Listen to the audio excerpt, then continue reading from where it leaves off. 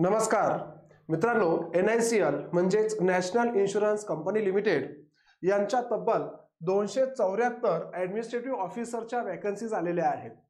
या वॅकन्सीज मध्ये जर बघितलं, स्पेशलिस्ट ऑफिसर, जनरलाइज आणि बॅकलॉग काही आहेत त्या पण यामध्ये इन्क्लूड केलेल्या आहेत। बॅकलॉग मध्ये 2 वॅकन्सीज असतील ज्या ST साठी राखीव आहेत। 130 वॅकन्सीज या जनरलाइज ऑफिसर साठी आहे आणि उरलेल्या 144 वॅकन्सीज या स्पेशलिस्ट ऑफिसर साठी आहेत। तर आपण या नोटिफिकेशन मध्ये सर्व काही डिटेल बघणार आहोत। सर्वांनी हा व्हिडिओ शेवटपर्यंत बघायचा आहे आणि जर तुम्ही एनी ग्रॅज्युएट पास आउट असाल तर तुमच्यासाठी ही एक चांगली अपॉर्च्युनिटी आहे। या संधीचं सोनं करायचं आहे मित्रांनो। बघूयात काय काय गोष्टी आपल्याला यामध्ये महत्त्वाच्या आहेत। सगळ्यात पहिले ऑनलाइन रजिस्ट्रेशन जे आहे ते 2 जानेवारी पासून सुरू होत आहे। Last date of online registration जे असणार आहे 22 जानेवारी। यानंतर ॲप्लिकेशन जे काही फीस असेल ती पण 2 जानेवारी पासून 22 जानेवारी पर्यंत असणार आहे। ऑनलाइन डेट ऑफ फेज 1 नंतर तुम्हाला सांगणार आहेत to be notified letter, download call letter ते पण नंतर असणार आहे आणि फेज 2 जे काय आहे किंवा हिंदी ऑफिसर एग्जाम जी आहे ती पण नंतर तुम्हाला डिक्लेअर केल्या जाणार आहे। मग आता महत्त्वाच्या गोष्टी काय काय आहेत आपण एकदा वॅकन्सीज कडे नजर फिरवूया। यामध्ये स्पेशलिस्ट ऑफिसर मध्ये doctor, legal, finance, ॲक्च्युरियल, information technology, automobile engineering आणि हिंदी म्हणजे राजभाषा अशा स्पेशलिस्ट ऑफिसरच्या जागा आहेत। डॉक्टर्स MBBS साठी 28 वॅकन्सीज, लीगल साठी 20, फायनान्स साठी 30, त्यानंतर ॲक्च्युरियल साठी 2 जागा आहेत। इन्फॉर्मेशन टेक्नॉलॉजी म्हणजे IT साठी 20 वॅकन्सीज आहे। ऑटोमोबाईल इंजिनियर साठी 20 आणि राजभाषा म्हणजे हिंदी ऑफिसर साठी 22 वॅकन्सीज आहे। अशा या स्पेशल ऑफिसरच्या एकूण जर बेरीज केली ती येते 144। यानंतर मित्रांनो जर्नलिस्ट ऑफिसर, जर्नलिस्ट साठी 130 वॅकन्सीज आहे। याचं डिस्ट्रीब्युशन जर बघितलं, अनरिझर्व साठी 68, OBC साठी 24, SC साठी 18 आणि ST साठी 7, EWS साठी 13 असं याचं डिस्ट्रीब्युशन आहे। त्यातल्या त्यात मागचे जे काही बॅकलॉग आहेत ते आहेत 2, पण ते दोन्ही आपलं राखीव असणार आहे ST कॅटेगरीसाठी। तर आता पुढे बघूयात महत्त्वाच्या गोष्टी काय काय आहेत। हे होतं एक जनरल स्ट्रक्चर काय असणार आहे। आता इथे त्यांनी एक सर्व्हिस कंडिशन दिलेली आहे महत्त्वाची। इथली जर सर्व्हिस कंडिशन व्यवस्थित बघितली, before joining as probationer the selected candidate will be required to give an undertaking to serve the company for minimum period of 4 years. कमीत कमी तुम्हाला 4 वर्षाचं तिथं गॅरंटी द्यायची आहे किंवा तिथे तुम्हाला बॉन्ड असणार आहे। पण in the event of their resigning from the company before the expiry of bond period, they will be liable to pay liquidated damage equivalent to 1 year's gross salary paid to them during the year probation, which could be proportionally reduced depending on the length of service rendered। म्हणजेच काय, जर तुम्ही 4 वर्षाच्या अगोदर जर resign देत असाल तर कमीत कमी तुम्हाला 1 वर्षाचा जो काही तुमचा ग्रॉस सॅलरी आहे ती त्यांना पे करावं लागणार आहे। या प्रकारचा हा बॉन्ड असणार आहे। ठीक आहे, आता पुढे आपण बघूया काय महत्त्वाचं आहे। हे एक गॅरंटी बॉन्ड इथे मला थोडंसं महत्त्वाचं वाटलंय। आता डिसिप्लिन मध्ये दिलंय डॉक्टर MBBS असेल तर मिनिमम क्वालिफिकेशन काय पाहिजे, MBBS, MD, MS, PG, medical degree असं पाहिजे। लीगल असेल तर ग्रॅज्युएट और post graduate in law, recognition with at least 60% marks. Okay, तर मिनिमम 60% मार्क्स तुम्हाला गरजेचं आहे आणि SC ST कॅन्डिडेट असेल तर 55% मार्क्स इथे महत्त्वाचे आहे लीगलसाठी। फायनान्ससाठी तुम्हाला चार्टर्ड अकाउंटंट म्हणजे ICAI, यानंतर चार्टर्ड अकाउंटंट ICWA अलाउड आहे, त्या किंवा BCom आणि MCom देखील तिथे अलाउड आहेत। त्यातल्या त्यात तुम्हाला मिनिमम 60% पास असणं गरजेचे आहेत आणि 55% मार्क्स हे SC ST साठी मिनिमम रिक्वायर्ड आहे। यानंतर ॲक्च्युरियल साठी जर बघितलं तर बॅचलर और master degree in statistics, mathematics किंवा ॲक्च्युरियल सायन्स और any other quantitative discipline from the recognized university, again 60% minimum passing marks आहे आणि SC ST साठी 55% मिनिमम पासिंग मार्क्स आहे। यानंतर automobile engineering, BE, BTech, ME आणि MTech यापैकी तुमचं काही असलं तरी चालेल। ऑटोमोबाईल इंजिनिअरिंग मध्ये मिनिमम पासिंग पर्सेंट दिलेला आहे 60% मार्क्स आणि 55% for SC and ST category. Again journalist officer साठी ही जी पोस्ट आहे या पोस्टकडे मी जास्तीत जास्त विद्यार्थ्यांना सांगेल फोकस असू द्या। जर्नलिस्ट पोस्टसाठी तुमचं एनी ग्रॅज्युएट और पोस्ट ग्रॅज्युएट पाहिजे इन एनी स्ट्रीम, आणि तुम्हाला मिनिमम 60% मार्क्स असणं गरजेचं आहे. Again SC ST 55%. यासाठी एनी ग्रॅज्युएट अप्लाय करू शकतो जर्नलिस्ट ऑफिसर साठी, आणि याच्या वॅकन्सीज आहे 130 वॅकन्सीज आहे. यानंतर हिंदी राजभाषा ऑफिसर असेल तर masters degree from recognized university in Hindi with English as compulsory और elective subject or as the minimum examination at the degree level with 60% marks, आणि SC ST साठी अगेन 55% मार्क्स. किंवा याच्या अजून हिंदी राजभाषेसाठी वेगवेगळ्या कंडिशन दिलेल्या आहेत. Master degree from recognized in English with Hindi as compulsory, Hindi with English compulsory चालेल, इंग्लिश विथ हिंदी कंपल्सरी देखील चालेल. यानंतर master degree from recognized any subject other than Hindi or English with Hindi medium and English as a compulsory, or elective subject as the medium of examination at the degree level with 60% and 55% for SC and ST. चलो पुढे बघूया अजून यांचे काही condition दिलेले आहेत. एक तर मास्टर डिग्री तुम्ही हिंदी इंग्लिश मध्ये पहा with English medium and Hindi as a compulsory, okay. किंवा master degree with university any subject Hindi और English with Hindi and English as a compulsory और इलेक्टिव्ह सब्जेक्ट और either of two as a medium of examination, okay. या हिंदी राजभाषासाठी असलेल्या तुमचं minimum qualification दिलेलं आहे. आता प्रश्न पडतो सर मिनिमम एज काय असणार आहे. आता एज जर बघितलं तर 21 इयर्स हे तुमचं मिनिमम एज आहे आणि मॅक्सिमम एज हे 30 इयर्स असणार आहे. बाकी कॅटेगरी वाईज इथे एजला रिलॅक्सेशन जे काही असतं लिगली ते इथे प्रोव्हाइड केलेलं आहे. आणि तुमची जे काही एज मॅक्सिमम कन्सिडर केलं जाणार 1/12/2023 ॲज ऑन 1/12/2023 इथे लक्ष असू द्या. म्हणजेच त्यांनी असं म्हटलंय तुमचा जन्म 2/12/93च्या आधी नको आणि नंतर आधी नको आणि 1/12/2002च्या नंतर नको, असं त्यांनी इथे कंडिशन दिलेले आहे. SC ST साठी 5 इयर्स रिलॅक्सेशन आहे, OBC साठी 3 वर्ष आहे, त्यानंतर PW साठी 10 वर्ष आहेत, x service and commission officer असतील त्यांना 5 इयर्स आहे. जे काही आपलं रेग्युलर असतं ते सगळं एज रिलॅक्सेशन इथे आपल्याला देण्यात आलेलं आहे. हे एक महत्वाचा पॉइंट होता. यानंतर एक्स सर्व्हिसमॅन वगैरे काय आहे ते डिटेल यामध्ये दिलेलं आहे. ॲज सच आपल्याला त्याची गरज नाहीये. पुढे त्यांनी महत्वाच्या सांगितलेल्या गोष्टी काय काय आहेत. Okay, selection procedure. मित्रांनो सिलेक्शन प्रोसिजर मध्ये जर लक्ष दिलं इथे पार्ट ए म्हणजे याच्यामध्ये applicable for applicant other than Hindi officers, Hindi ऑफिसरच्या व्यतिरिक्त सर्वांसाठी काय आहे ते बघा. 2 फेजेस मध्ये एक्झाम चालणार आहे. फेज 1 मध्ये प्रिलिम एक्झामिनेशन असणार आहे आणि फेज 2 मध्ये मेन एक्झामिनेशन असणार आहे. ठीक आहे, म्हणजे 2 फेजेस आहे. फर्स्ट आहे pre and second one is mains. त्याचा सिलेबस आपल्याला इथे दिलेला आहे किंवा त्याचा पॅटर्न काय आहे लक्षात येईल.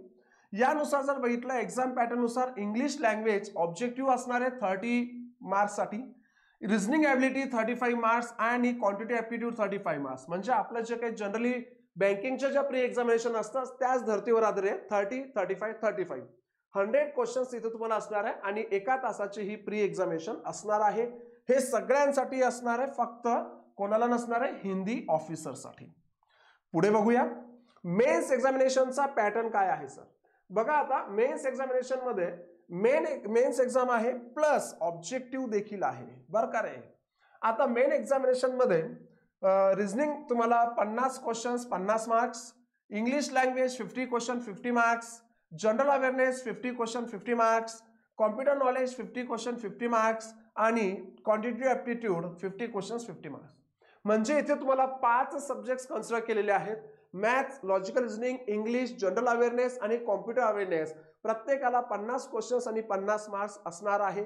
असा तुमचा मेन्सचा ऑब्जेक्टिव्हचा 250 मार्क्स असणार आहे. मग सर डिस्क्रिप्टिव्हला काय आहे. डिस्क्रिप्टिव्ह टेस्टसाठी तुम्हाला 30 मार्क्स असणार आहे. तर मग असं ओव्हरऑल विचार केला 250 ऑब्जेक्टिव्ह अँड 30 डिस्क्रिप्टिव्ह दोन्ही मिळून 280 मार्क्सचं आपलं मेन्स एक्झामिनेशन असणार आहे. Clear guys. तर तुम्ही ग्रॅज्युएट असाल तर नक्की अप्लाय करावं असं मला वाटतंय. खूप चांगली ऑपॉर्च्युनिटी आलेली आहे यावर्षी. स्पेशलिस्ट ऑफिसरचा थोडासा पॅटर्न वेगळा आहे. स्पेशलिस्ट ऑफिसरसाठी रिझनिंगचे 40-40, English 40 questions 40 marks, computer knowledge 40 question 40 marks, general awareness 40 question 40 marks. परंतु जे काही तुमची स्पेशलाइज स्ट्रीम आहे त्यावर आधारित तुमचे काही क्वेश्चन्स असतील, जे असणार आहे 50 क्वेश्चन्स फॉर 50 मार्क्स. अशा प्रकारे इथे 250 मार्कांचं तुमचं काय असणार आहे, मेन्स एक्झामिनेशन असणार. सर याला डिस्क्रिप्टिव्ह आहे, यासाठी सुद्धा डिस्क्रिप्टिव्ह 30 मार्कांचा असणार आहे, 250 + 30. हाच पॅटर्न मागच्या सारखाच आहे, फक्त मागे 5 50-50 मार्क्स साठी होते. इथे स्पेशली सब्जेक्ट स्पेशल स्ट्रीमवर तुम्हाला 50 क्वेश्चन्स 50 मार्कांना असणार आहेत आणि बाकी 40 क्वेश्चन 40 मार्क्स. क्लिअर. आणि डिस्क्रिप्टिव्ह हे दोघांसाठी असणार आहे. क्लिअर. आता पुढे म्हटलेलं आहे the descriptive test will be qualifying nature. Descriptive qualifying आहे and the marks score in the descriptive will not be counted towards short listing for interview or final selection. Descriptive फक्त आम्हाला क्वालिफाय करायचे, त्याचे marks आम्हाला consider केले जाणार नाहीत. पण ते क्वालिफाईंग मार्क्स एकदा जर क्रॉस झालं तर मग इंटरव्ह्यू मध्ये तुमचा मेन्स आणि याचे मार्क्स कन्सिडर करून फायनल रिझल्ट लागेल. ओके. तर आता आपण थोडंसं पुढे चलूया.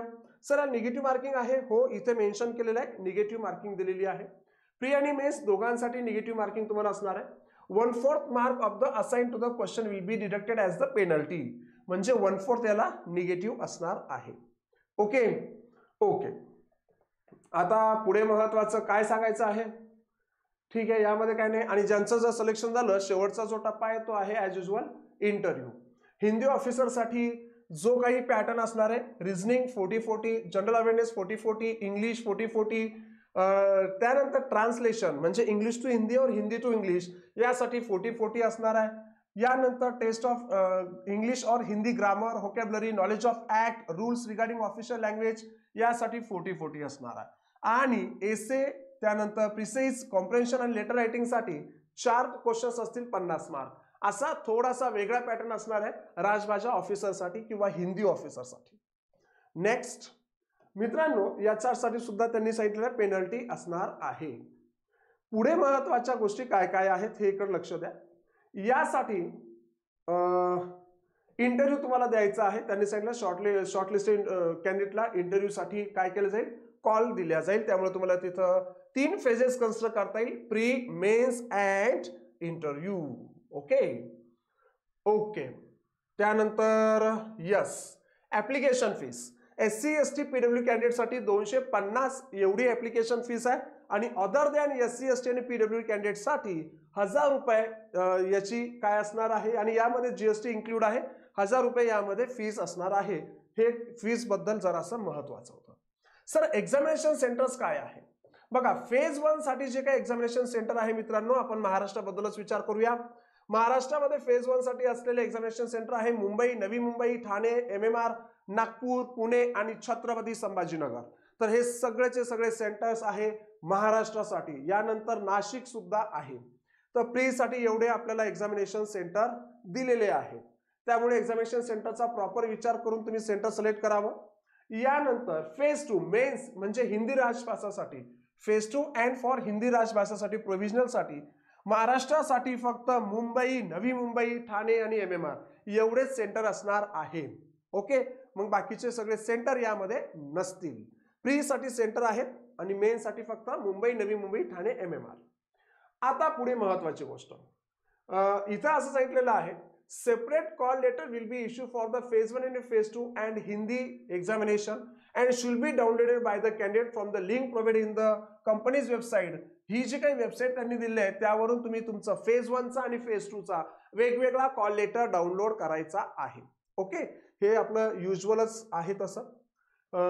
त्यानंतर pre examination how to apply वगैरे दिलंय. ऍप्लिकेशन रजिस्ट्रेशन करायचं आहे, त्यानंतर पेमेंट फीस आहे, नंतर डॉक्युमेंट स्कॅन आणि अपलोड करायचे आहेत. जे काही लिस्ट दिलेली त्यांनी स्कॅनची काय काय लागणार आहेत काय नाही, फोटोग्राफ, सिग्नेचर, तुमचे जे जे काही रिक्वायर्ड डॉक्युमेंट आहे ते सगळं त्यामध्ये आपल्याला ऍड करायचं आहे. मोबाईल नंबर असेल, सगळं काही. यानंतर ऍप्लिकेशन प्रोसिजर साठी तुम्हाला candidate to go to the company's website. ह्या वेबसाईटवर जाऊन click on the apply option which will be open the new screen.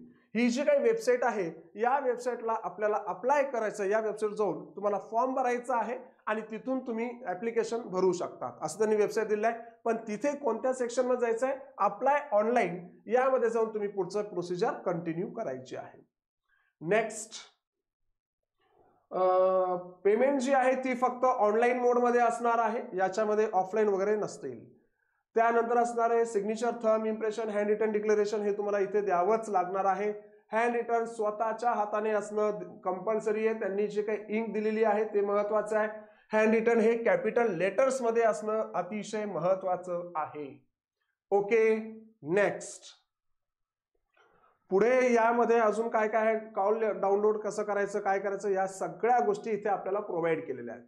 तर हे होतं मित्रांनो NICL बद्दल तुम्हाला आलेल्या या वॅकन्सीज बद्दल एक छोटीशी इन्फॉर्मेशन. सर्वांना हा व्हिडिओ आवडला असेल अशी अपेक्षा ठेवतोय. जर तुम्ही या चॅनलवर नवीन असाल तर चॅनलला सबस्क्राईब करायला विसरू नका. आणि ही जी काही आता ऑपॉर्च्युनिटी आलेली आहे याचं नक्की तुम्हाला काही ना काही याचा फायदा होईलच. अप्लाय मात्र नक्की करा. मला ठाऊक असेल काही म्हणतील सर फीस थोडीशी जास्त आहे. हरकत नाहीये मित्रांनो, फीस कडे बघू नका, आलेल्या संधीकडे बघा. याचा पे स्केल, याचा जॉब प्रोफाईल सगळं बघता NICL तुमच्यासाठी एकदम व्यवस्थित असणार आहे, तुमच्यासाठी बेस्ट ऑपॉर्च्युनिटी असणार आहे. या संधीला सोडू नका, एवढंच मला शेवटी सांगायचं आहे. चला, नवीन असाल तर नक्की चॅनल सबस्क्राईब करा, व्हिडिओला शेअर करा आणि आमच्या ऑफिशियल टेलिग्राम चॅनलला जे डिस्क्रिप्शन मध्ये दिलेलं आहे तिथे जाऊन नक्की जॉईन करा. अशीच माहितीसाठी तुम्हाला याचा खूप फायदा होईल. इथं थांबतोय. धन्यवाद.